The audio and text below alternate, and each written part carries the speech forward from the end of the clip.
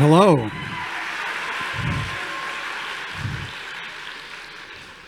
Hello, how are you? Thanks. Welcome. We're going to be talking about developing with small teams. And where's my monitor? There it is. I'm just going to be over here. So what this talk is about is, first, I'm going to talk a little bit about the development of Pentiment, which is the smallest game that I've worked on. I've worked on much bigger games, teams that are close to 100 people, but Pentiment was the first truly small game I worked on, and I thought, since I know there are a lot of small teams in Argentina, hopefully the experiences I have can be valuable to some of you. Hello. So yes, this is about working with a small team, and by small team, that can mean a lot of different things. I'm talking about a team of between 3 and 13, maybe more like 5 to 13 people. 15 or 20 people. Some of the organizational principles are different, but we'll see. Best practices and pitfalls, so things that you should probably try to do and things you should probably try not to do. And this is oriented mostly towards newer developers who either haven't made a game before or only have made one game before. So again, that's where I'm orienting it. If you don't know who I am, my name is Josh Sawyer. I am the studio design director at Obsidian Entertainment. Thank you. I started in the game industry in 1999. I was originally a webmaster. I was the web designer for Planescape Torment. Well, the website wasn't that good, but thank you. But after that, I was a designer on Icewind Dale 1 and then lead designer on Icewind Dale 2. Thank you. Then I went to Midway for a few years. Moving on. Then I went to Obsidian Entertainment in 2005. I've been there ever since. I've been studio design director for, I think, 9 years or so. And at Obsidian, I worked on Neverwinter Nights 2, Fallout New Vegas. Thank you.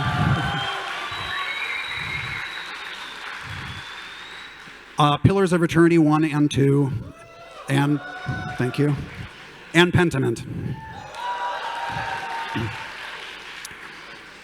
So a little bit about Pentiment's background. The working title for it was Missouri. If I accidentally say Missouri, it's because I'm talking about the game. That was the project name.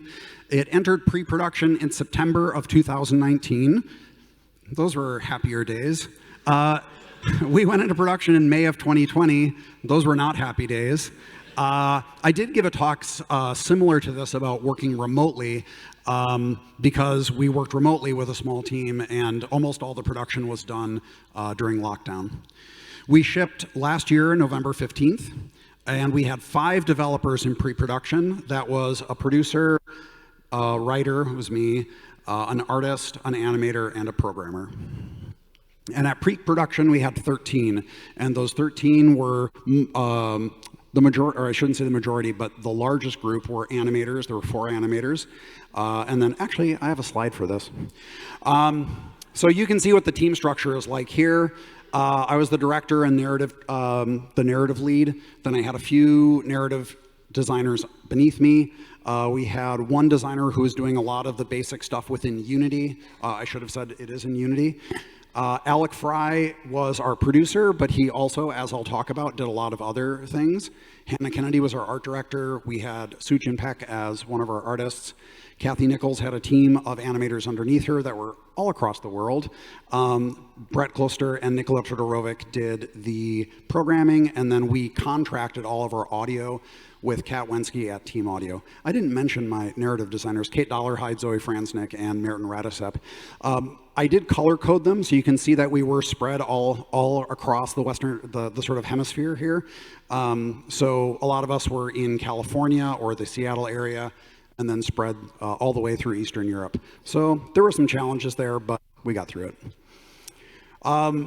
So I've worked on bigger projects, and I want to talk about the fundamentals here because a lot of what I'm talking about does apply to all games, I hope. They still require organization. So just because something is small doesn't mean you don't need to organize anything. You should still have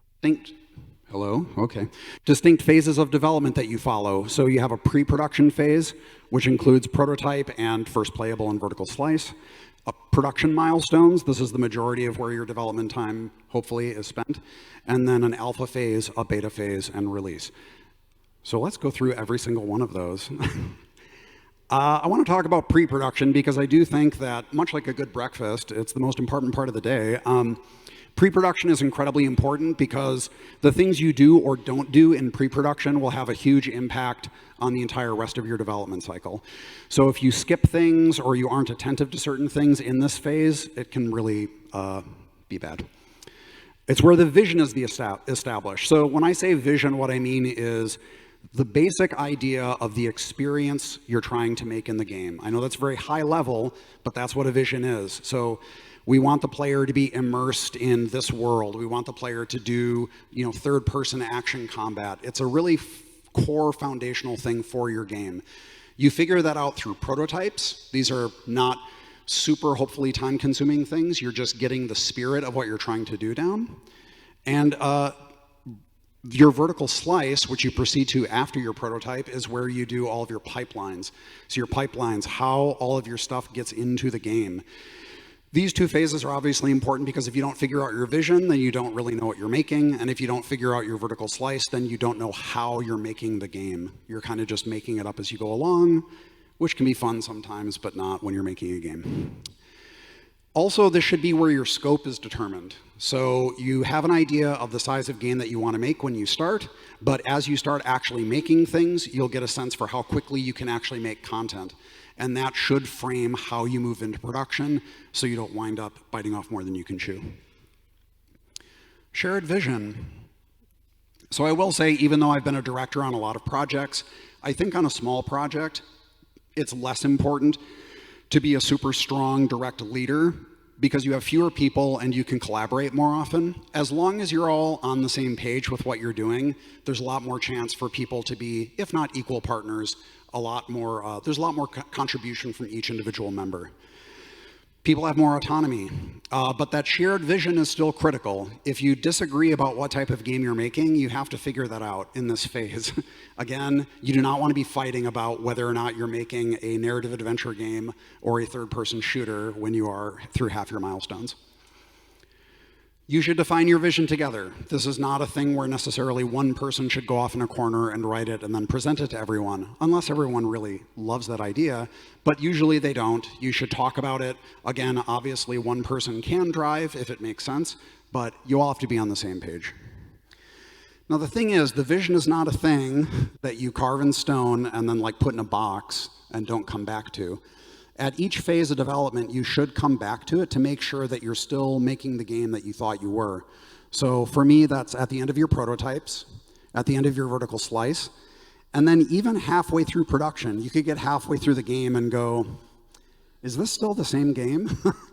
Now the thing is, sometimes changing the vision is very scary. Sometimes it's important to do, though. It's okay for a vision to change, but you all have to talk about it. You can't just let it kind of drift in directions and become this big mess. So come back to the vision, ask yourself and each other, are we still making the game that we thought we were making? If not, then let's talk about that. Just to go over the vision for Pentiment. So Pentiment is a narrative adventure game with light role-playing game elements set in 16th century Bavaria and featuring a distinctive art style inspired by the Northern Renaissance. You play Andreas Mahler, a university-educated artist who attempts to solve a series of murders in the fictional Kearsarge Abbey and the town of Tassing over 25 years. That's what the pitch was at the beginning. That's what it was when we shipped the game. Pretty consistent.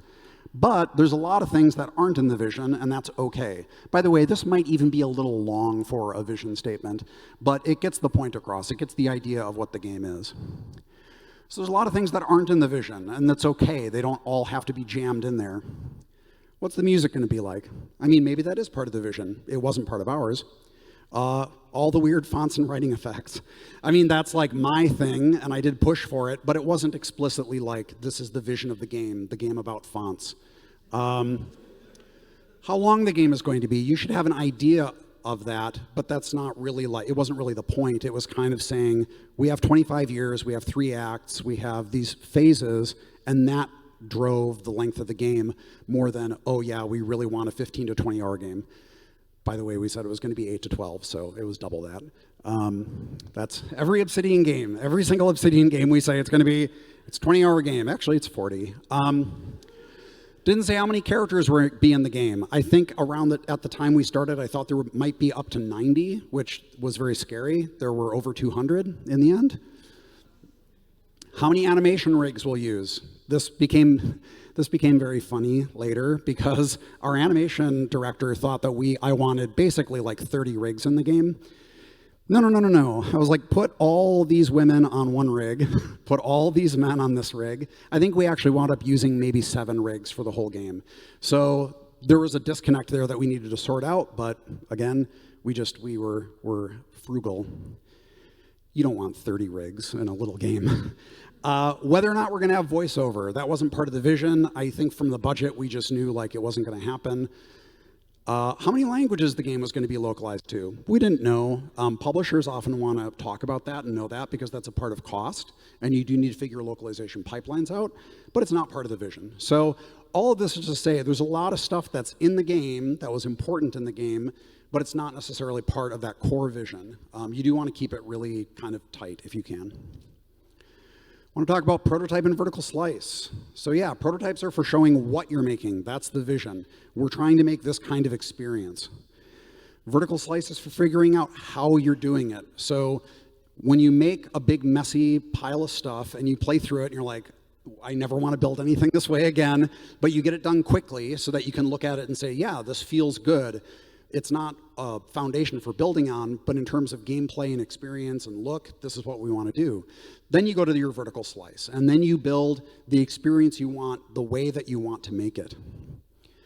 Don't worry about those prototypes being perfectly made. Again, this is quick and fast. These are like gesture drawings. You're not trying to be precise. Do worry about the vertical slice being made the way that you're going to make the rest of the game. Because if you go into production and you're still trying to figure out a big part of how are we going to get materials in the game? What's our lighting solution? Will we use Unity? For example, that would be rough. So a good rule that I have is that 85% of your pipelines should be about 85% complete before we're going into production. My source? That's right.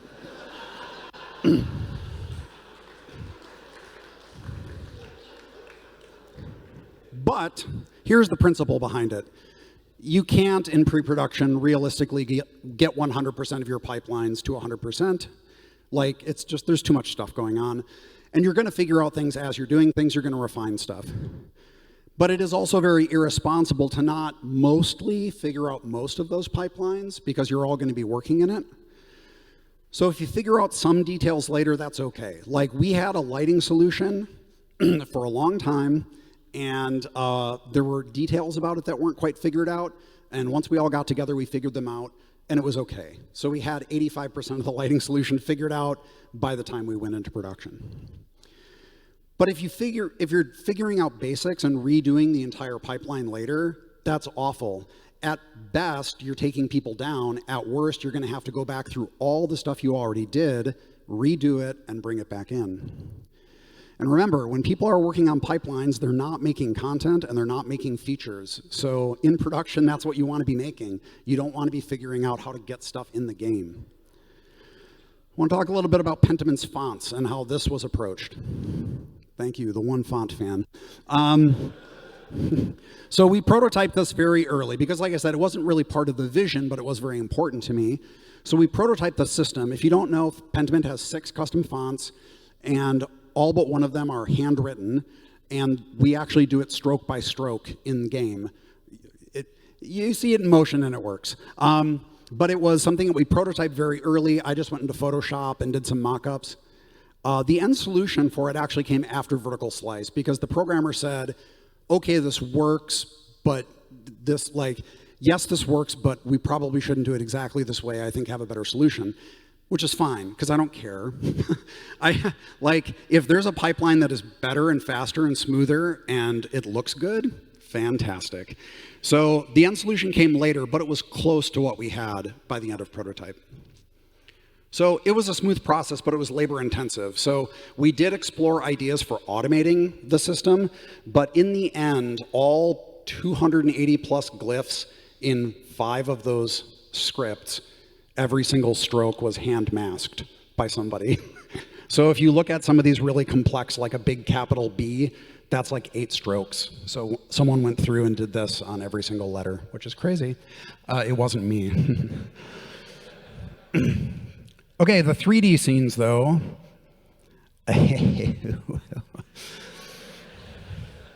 was like, I think I'm going to want to have like I think I'm going to have 3D, like a main menu's 3D, maybe some other things. You go to the book, and you're like, okay.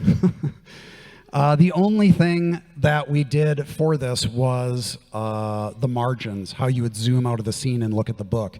But we didn't do anything else. We didn't have 3D staff because the rest of the game is 2D. And we sort of had the tech, but again, not really. It wasn't anyone's focus. This was by far the most disruptive feature of the game. It wasn't the most expensive. That was the fonts. But the most disruptive feature because we had to keep figuring out, like, who's going to do this? How's it going to go in? How are we going to light it? Who are we going to get to rig the book and do all this other stuff? And that always came at an inopportune moment, so it was always in the middle of doing something else. You can't get everything. This constitutes probably the 15% that we didn't plan for. But, you know, it worked out. But this is an example of something where I didn't do enough due diligence to figure out how we were going to do it. I want to talk about working together and fitting into a team. It's very important. When you're on a small team, you can't avoid people. Like on big teams, it's impossible for everyone to get along. And so sometimes, you know, but the thing is, you know, at a big company, you're walking around, you're like, oh, hey, hate that guy. And like you never have to interact with them. It's totally fine. On a small team, you can't do that. You have to figure out how to work together. So it's really important that you're working with people that they don't have to be best buddies, but you do have to get along. Don't have to agree on everything, but you have to be able to work. More than on larger teams. I just want to emphasize it's important that day to day, you're going to be okay. On a small team, you have to be willing to do a bunch of stuff that's not necessarily strictly your job, because there's just a lot of stuff to do. Even small games are shockingly big. There's so much stuff in a game, so many things that need to be done. So you all have to be flexible about who's doing what when. I want to talk about some of the ways that we shared responsibilities on Pentiment. You guys are buds? Good, thank you. These guys work well. Yeah, okay. Okay, thank you. So things that I did that were not strictly narrative design. I did UI mockups. I used to be a web designer, so I care a lot about interfaces. So I did all the UI mockups. I did all the system design. There's not a lot of system design, but I did it. I did all the, well, I shouldn't say all. I did a lot of the game data management. There's a lot of stuff that goes into our dialogues that requires a bunch of setup and wrangling, and I did most of that. And then I did all the font stroking early on before other people did it. Zoe, one of our writers, is a Latinist, so she did the majority of our Latin translations, and she did a bunch of research on Roman colonies in Europe. Brett and Nicola had to do most of the mini-game prototyping, so I would design them, but then they had to prototype it and iterate on it. And I left a lot of the iteration to them, especially Nicola, because he had a good mind for it. And some of the mini games that I came up with, there's one in the second act where you're like shaking herbs. It was so bad. Everyone hated it so much. It was really bad. And even my idea for revising it, people were like, that also doesn't sound good. So Nicola said, wait a minute, I think I came up with something. The version that's in the game, which I think is pretty good, that was all his idea. So I had to leave that to him. Hannah did all of our lighting setup. Hannah's not a lighting artist. She is an incredible 2D artist, but she was just like, yep, I'll go through, I'll place all the lights in the game. And Sujin Peck did all of our food research. She also did all the food illustrations, but she got all these like history references and looked up what people would eat and how they would make it. So, yeah. Producers. On a small team, this is a very important question. So they do very important work. They do your schedules. They track the amount of work that you get done, which is very important, and I'll come back to it. They organize and run meetings. Technically, anyone can do that. I'm going to talk about meetings later because they drive me crazy. A lot of times they help handle licensing and contracts, and also coordination with a publisher. They're usually the point of contact for your publisher. But it's often on a small team, it's hard to justify that as a full-time position. But the work, all that stuff needs to get done, or it should be done.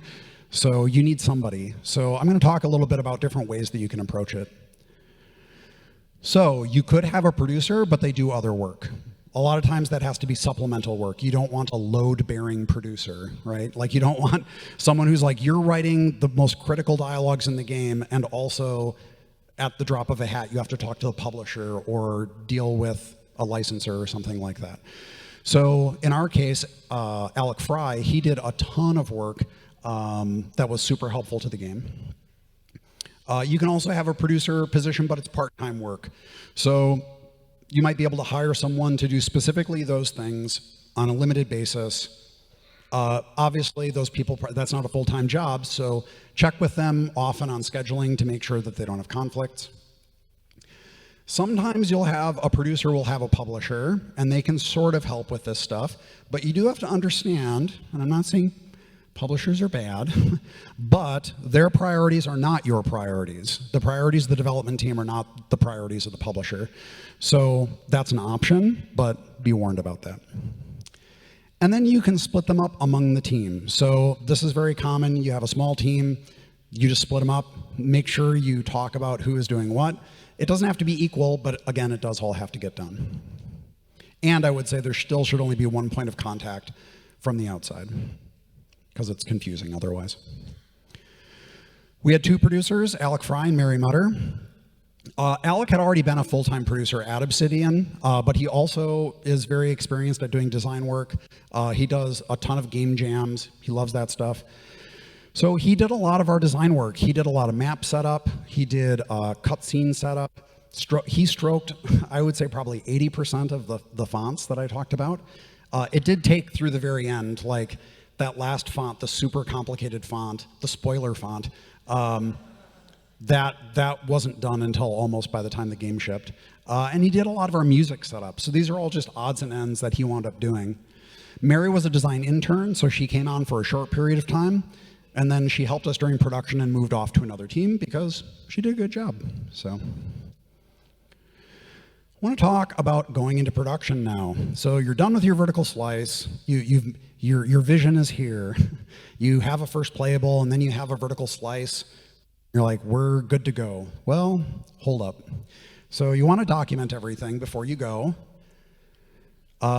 Keep your communication focused. I'm going to talk about that. And then your energy should be on your features and your content. Again, not your pipelines. You just figured all that out. You're going to figure out little things to improve your pipelines, but you don't want to be spending a lot of time on it. You're documenting things for clarity, but don't go crazy. Clear and comprehensive, not exhaustive. When I worked at Black Isle, it was almost like we were in a contest for who could write the most ridiculously long design doc that no one would read. I remember my last year there were people that were turning in area design docs that were over 100 pages in a Word doc. Too much. Nobody's reading that. So, and also, as soon as things change, it's out of date. So don't over-document. Small teams, one of the flexible things and nice things about them is that you can just say, hey, I'm doing this, or hey, I'm looking at that. Great. Very flat communication. That's awesome. But you do have to write things down. Don't just assume that everyone remembers what you talked about. Also, teams can change. I know that you're best friends forever, and you're going to design the greatest game together, and nothing's ever going to happen, except that it does. So then, life happens. So somebody leaves, somebody new comes in, or you're halfway through production and you want to staff up, somebody new comes in, they need to know what the heck's going on. You don't want to sit there and have to explain everything, so if you have some documentation that they can read, that's not a million pages long, that's good. Our documents always start with two things: dev-facing goals and player-facing goals. Those are the most important things in a document. A dev-facing goal would be to say, we want an artist to be able to Set all the lights in a scene in less than 15 minutes. I'm not saying that's an achievable goal. I'm just saying that is a goal. Or we would say, we want it to be a one-button process to export all of the strings in the game for localization. That's a dev-facing goal, something that helps the developers.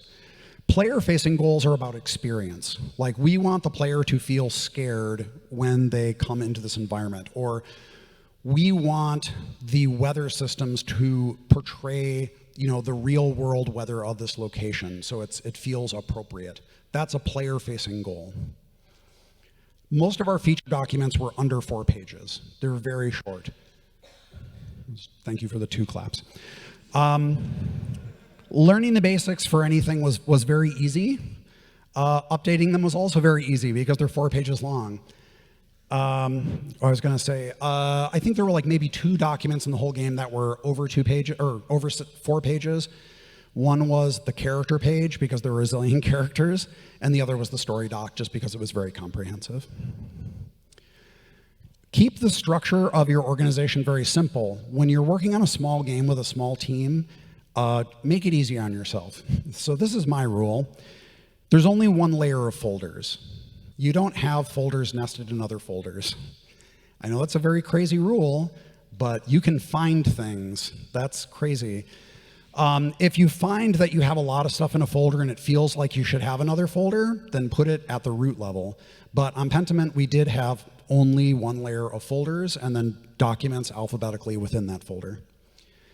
Anything that got out of date entirely, like a cut feature, we would mark it as deprecated and move it into another folder. That way there was no danger of someone finding it and saying, are we still doing this? Like, no, it says deprecated, it's in the deprecated folder. And the documentation was brief, focused on goals. That's the point. You can work out the details by talking to each other and iterating.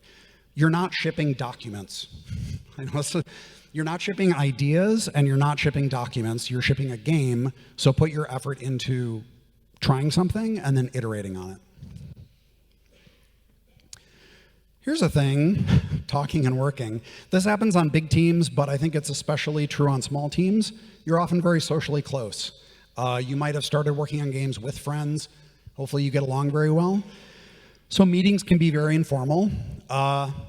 That informality can also result in you just kind of chitting and chatting a lot.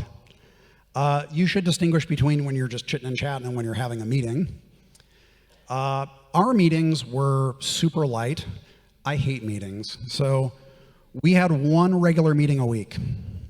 We had a meeting on Monday, and that was our sprint start, and we talked about what we were going to do. That was a half-hour meeting. And then we had the next week on Thursday at 5 p.m., and we would have a sprint end, and we would talk about everything that we had done in the sprint.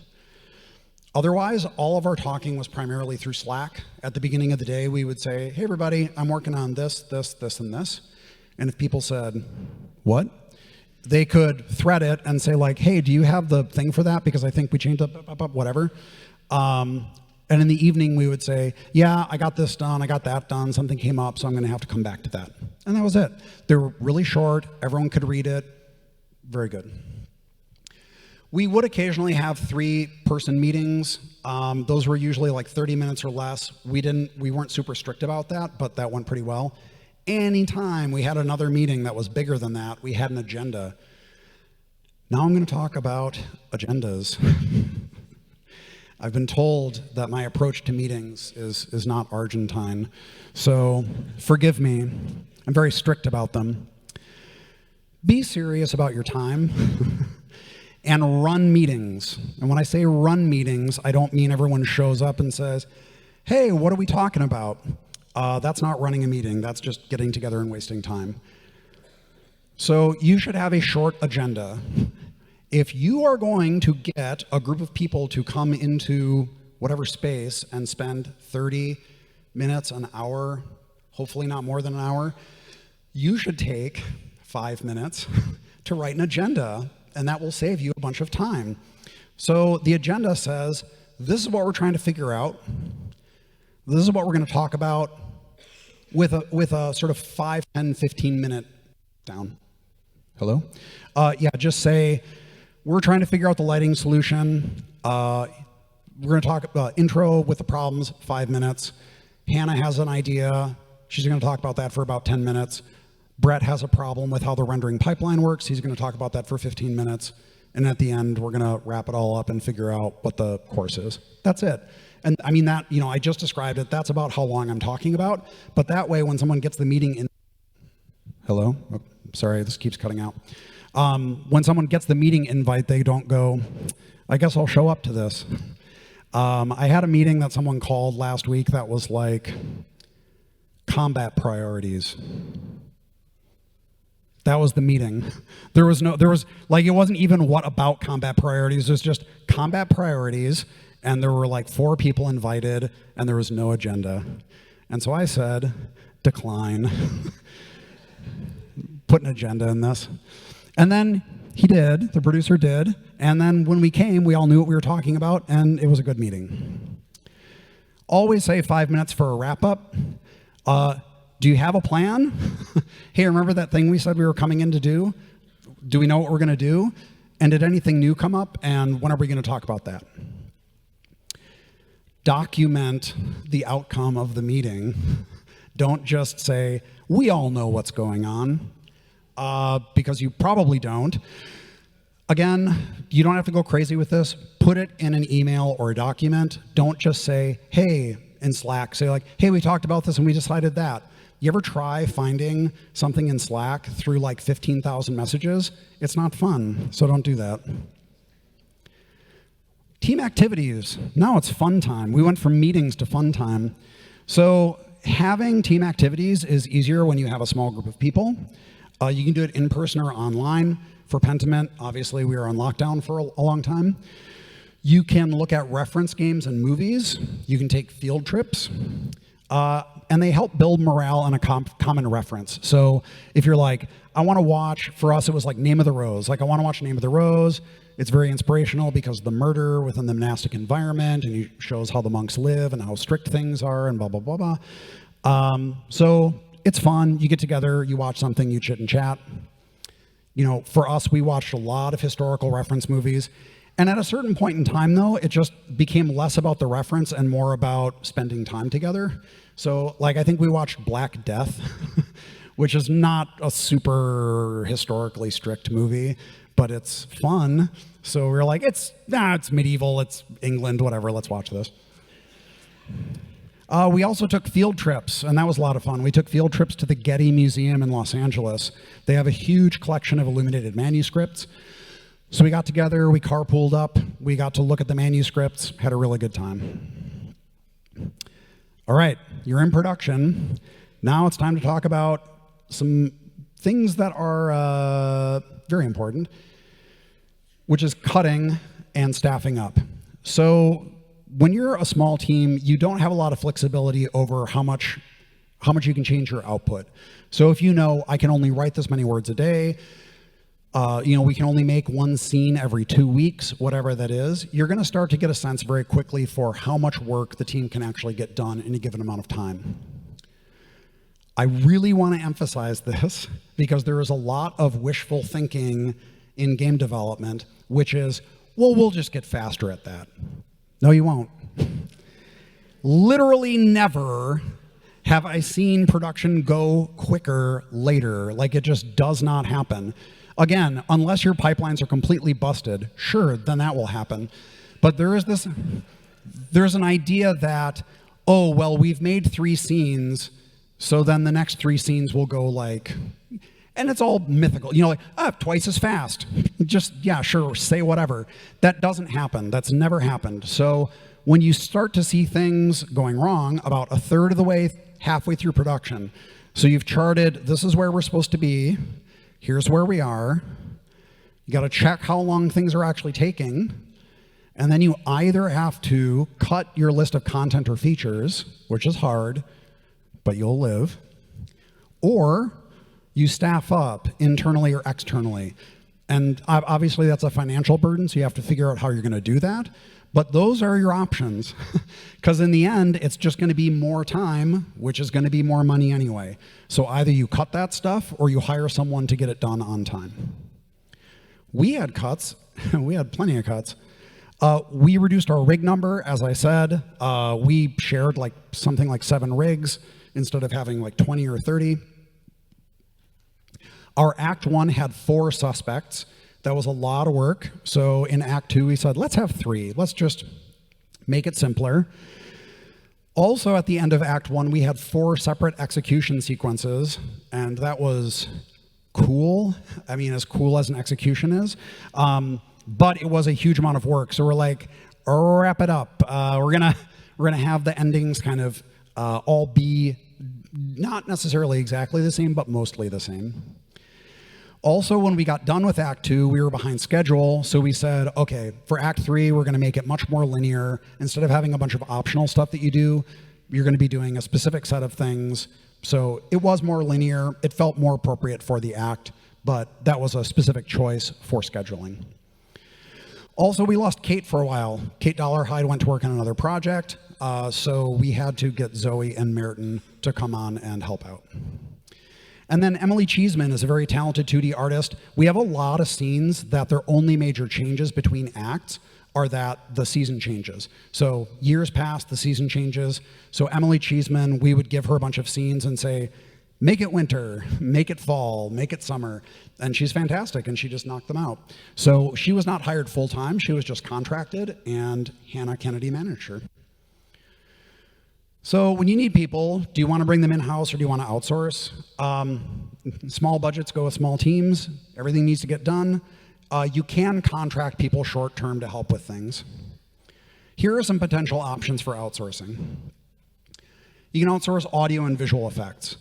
Both of those things often feel fairly self-contained. It's not uncommon for teams to outsource a lot of their audio and visual effects.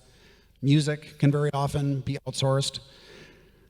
Tools and utilities programming. This is not necessarily fun, but sometimes, again, if you have your programmers working on features, you don't want to take them down to work on new tools, but you need those new tools. And sometimes you can hire a tools programmer to do that for you. And then force multipliers on content. Emily would be a good example. Merton and Zoe were also a good example where we have pipelines, we have a process that works, we just need more people to get more stuff done. Don't do this when it's an emergency, and don't do it right at the end of production. So if you can, even if it's something like audio, which often, to be honest, gets neglected overall, work on those pipelines early. You don't want to figure out, hey, how does music go into our game when you're about to ship the game? So work with people a little bit ahead of time, get a feeling for how you work together, how the pipeline works, and then say, make sure they understand, like, we're going to work with you a little now, and then we'd love to work with you more in about 6 months when we're going to put a lot more content in. So that should be kind of the process, not like panicking and hiring someone out of nowhere. Now, alpha, beta, and release, fun times. So in alpha, your goal really, it should be everything's done, which is not true. But in practical terms, in what I say is 95% of it is about 85% of the way there.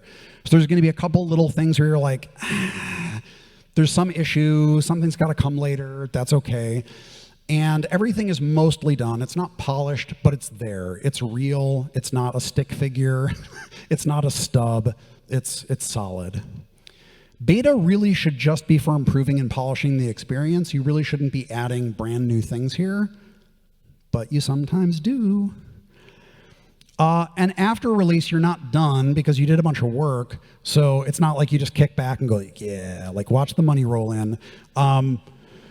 You want to get as much as you can for the work that you did, and that will involve possibly porting into other languages, onto other platforms, things like that. So the reason I say alpha is 95% at 85, again, it's impractical to say, like, literally everything is done. Like, that's not the point. You want to look at the whole experience, right? 85% of the stuff gives you a really, really clear picture of what the whole game is, or 95. 95% of the stuff in the game, you know what the game is. You know front to back what the experience is, and it'll help you figure out where you want to spend your time. You have limited time. You don't want to polish literally every single thing. You want to raise the low points and then polish the high points to be really good. And you're going to accept that a few things might not hit your deadline. That's okay. In our alpha, all the dialogue is written. Some of it was good, but there was a lot of it, especially in Act 3, that was not great. A lot of our work animations were missing. We have a lot of villagers that are doing, like, hey, how's it going, Andreas? A lot of those weren't there, and they add a lot of life, but we just were like, we don't have time to, insist that every work animation goes in. A lot of that actually was put into a patch. Our end sequence did work. It was the 3D scene with animation and music, and it was like there, but it wasn't good. We had the music from Lingua Ignota. That was incredible. But the actual scene itself was rough. It worked, so you had an idea, but it was like, okay, this is not where it is. And there was no parallaxing, so we didn't have any sort of background scrolling. I had really wanted that, especially for the big scenes, but it was a lot of work, and we just said, it's okay. It's like, this is not making or breaking the game. We're just going to do that later. All right, so when you are polishing something in beta, you have to try to make a clear distinction between what is polishing and what's a new thing. A feature that makes existing content better is polish. So if you're adding a rendering feature, like you have the whole game, it's done, you have all these incredible characters, and then you get a new water shader or something. You don't have to redo the water, one would hope, but if you just add the shader in, hey, all the water looks better. That can be polish. Things like we're adding new characters, we're adding new quests, we have new dialogue, new weapons. That's not polish, that's new content. Sometimes if it's a really big problem, you do have to break the rules. For example, you're making a game and you realize, like Icewind Dale, there were no magical short bows in the game. I probably should have done something about that in beta, but I didn't. So sometimes if there's a big enough problem, you have to go, ooh, this is a really bad experience. We have to do something for it. In our beta, we made a lot of changes late in Act 3, structurally and tonally, based on feedback. They were pretty big, but it made a huge difference in how the end of the game felt. It went from people saying, this kind of sucks, to, wow, this is incredible. We only added accessibility features and polish, and small polish elements. We didn't really add like new features. A lot of our focus was on localization. We split our localization into 2 phases because it was a 400,000 word game, which might sound like a lot, but for Obsidian, that's actually a small amount, for what that's worth. But so we had French, Italian, German, and Spanish, Polish, and Portuguese. And then after release, you don't know how it's going to go. So if you've never released a game, you do not know how that is going to actually play out. You might have an idea, but you don't know. Once your game is out there, you might want to look at localizations or ports to extend the game's life. And if you have good tech pipelines, start thinking about the future. I will say this, even a game that doesn't do well, if you work well together and you feel like you have a solid foundation, don't despair. You can take that and work on something else. Don't throw it all out the window. If you got something that you feel works, you can try it again. If you got good at doing something, keep going. So our release, it was critically well received. Not too many bugs, all things considered. And we continued to pursue localization. We went Russian, Korean, Japanese, and simplified Chinese. And it actually made the sales go up a lot. Also, we saw a lot of streamers, especially in Russian, were streaming the game that we had never seen before. But also Korean. There were some really big Korean streamers that streamed the game, and we saw a bunch of sales. So you never know. It depends on the market. We also looked at, because Pentiment was always intended to be sort of a one-off game, we looked at some of our features, especially how our journal worked, our text and accessibility features, and how we can move those into our larger Obsidian titles. Thank you very much.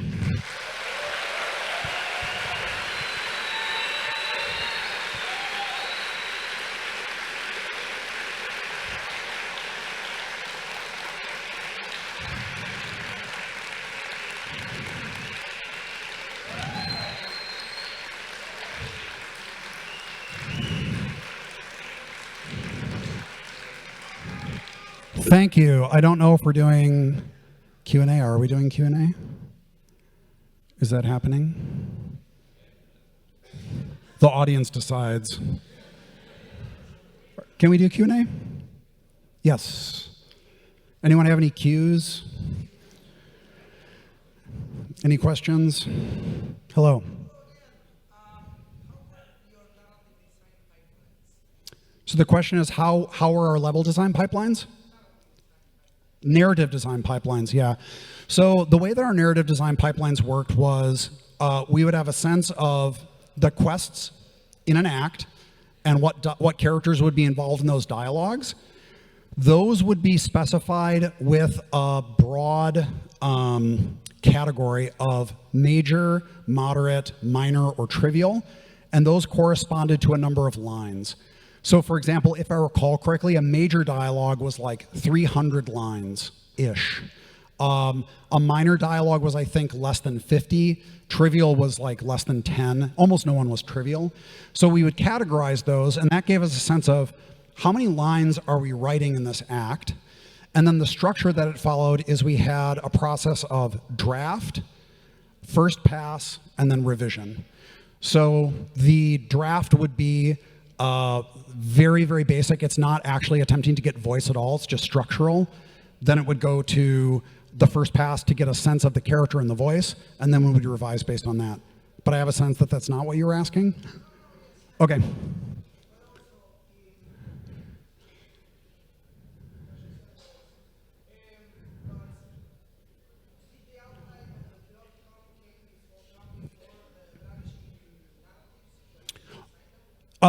So the question is, did the structure of the branching, come before?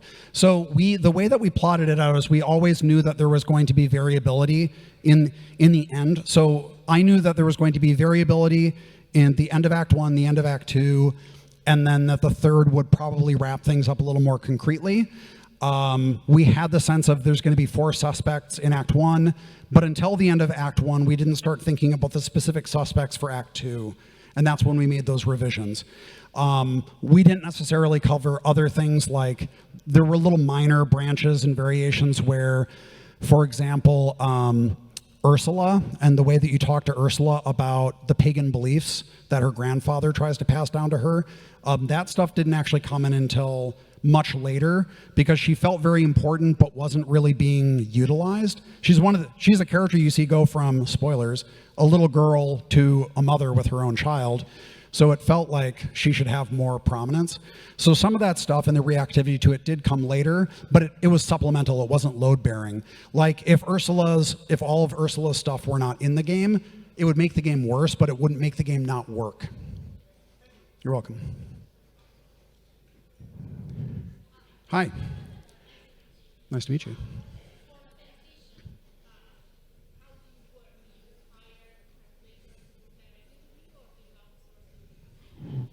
So the question is how our localization works. Do we hire people or work through agencies?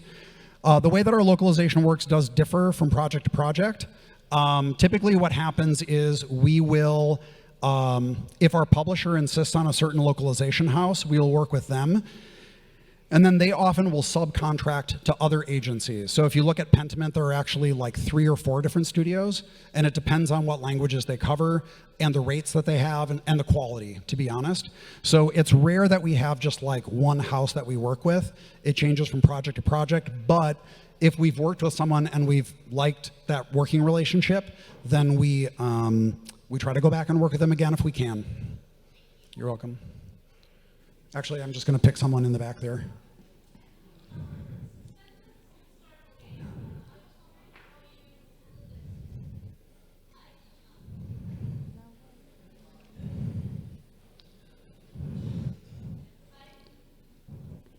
Hold it for comfort.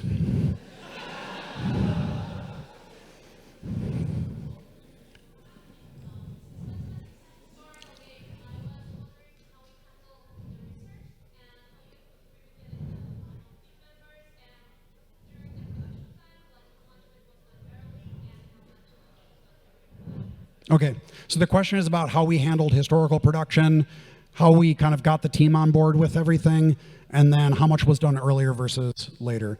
So I have a degree in history. It's just a bachelor's degree, nothing fancy, and it did focus on, surprise, 16th century Holy Roman Empire. So I had that. Also, Zoe Franznick is a medievalist. She actually has a master's degree, but we also worked with 3 PhDs. So we worked with Christopher de Hamel, who is, he's written a lot of like really incredible books on illuminated manuscripts and their history. He did a lot of consulting right at the very beginning of the game. And then during the production of the game, we worked with two people that, well, one was my advisor and one was a classmate of mine, Edmund Kern from Lawrence University. He focuses on the Holy Roman Empire and specifically witch hunting and persecution of magic use and things like that. But he also knows the legal stuff very well. And then Winston E. Black, who studies specifically medieval medicine. And even though our game takes place in the early modern period, it was not yet late enough. Basically, everyone was still using the same stuff that they were using in the Middle Ages. But for example, in Act 2, there's the conversation with the Italian doctors, and that conversation they have about Pliny the Elder is a real debate that was happening among doctors at that time, saying, why are we still using a medical text that's basically 1,500 years old? So some research was done. Like, there were things that I knew, there were things I consulted on, and then there were things that I would look up. So I would go into JSTOR. By the way, you can use JSTOR with a Google account. You don't actually have to, check it out. But I did a lot of research on JSTOR, and then Ed Kern actually provided me with a number of articles. I was trying to find anything about hunting practices in the 16th century, not high level, but actually like how they would dress. And he found a book written in 1910. It was in German, and it was all printed in Fraktur, which is that old-timey font. So I had to go through and translate that and figure out what the hell people were doing. So yeah, a lot of upfront stuff, and then a lot during the process of the game. And we did include a bibliography at the end if you want to see all the stuff that we referenced.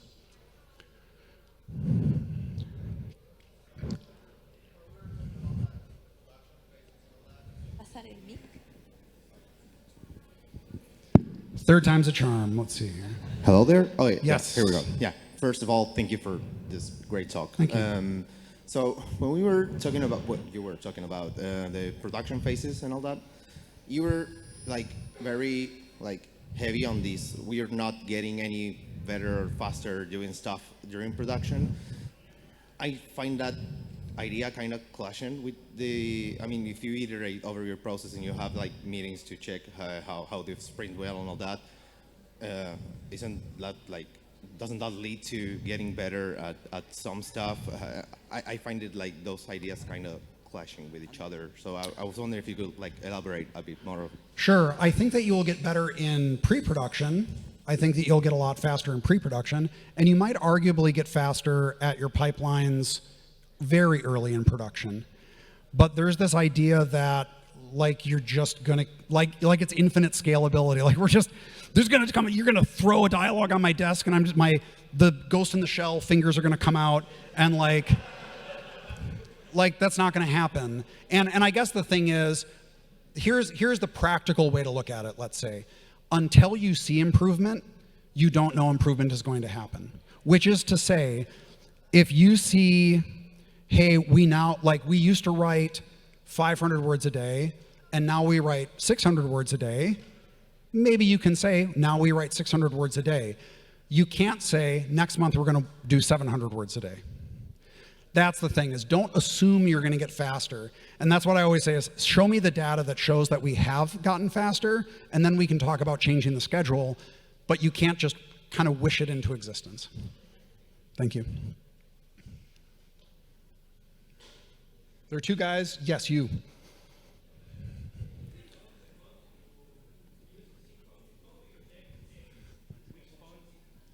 We can work on this, or when you talk about the fonts, you talk about the vision that, hey, we are going to do this. How do you check that that is becoming a sunk cost feature? That we are working too much on this, we can work on this, we have to stop at, 4 fonts. How did you check that? Oh, just if the scope of the feature is too crazy? Yes. Well, I mean, some of it comes down to time, right? Like, if you're working on something and you're saying, hey, we're not tracking, then you have to adjust. So with our fonts, I should say, we didn't make the fonts internally. We contracted someone to make those fonts. The first thing we looked at was, were there any off-the-shelf ones that would work? And the answer was maybe kinda, but they were either very historical and therefore illegible to a normal human being, or they weren't really that historically accurate and it wasn't really giving the feeling. So we made the choice to pay for that. And very quickly we found that the pipeline for getting the fonts was totally fine. So we weren't concerned about getting, we initially actually only spec'd for 4. And then once we started putting them in game, we realized this isn't a wide enough variety. So for example, we had the Textura font, the Gothic one used for all the nuns, and it felt weird for the peasants. So then we put in the cursive script, and it felt good for people like the town priest, but it felt too fancy for like Franz Bauer, who is a piece of shit.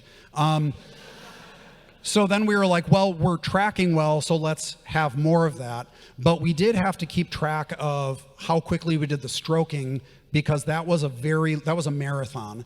So there were points where we would check in and Alec would say, oh crap, like I really need to get back on this. So I'm gonna spend a few days like filling that in. But then, for example, other things like scenes. In Act 3, some spoilers, there's a winter scene, and I was like, hey, how about this? All these hills, they're too snowy, you can't go up there. So you don't need to see the snowy versions of those scenes. They're not like part of the plot. So we just say, snowed in, can't see them. And that was just a simple solution. Hello. 1, 2, 0, we're done. Nothing. One more question. The final question. This is going to be the most incredible short question. Hello, plaid man.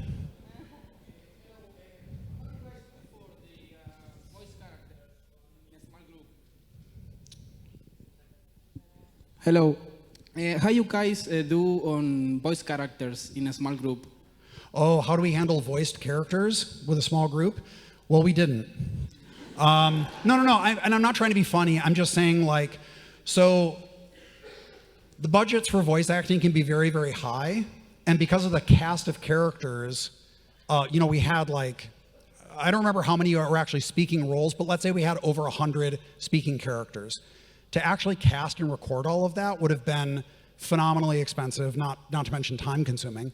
So initially I said, this is a small game, so we're just not going to do that. However, I think if you have a small cast of characters, then that's more viable, especially if you have like one narrator over the whole thing. I mean, that was essentially Bastion, right? Like, I don't know if you've seen Bastion.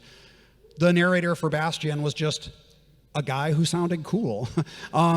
And he narrated everything. And there are lots of other characters, and they have sound, but they don't have voiceover.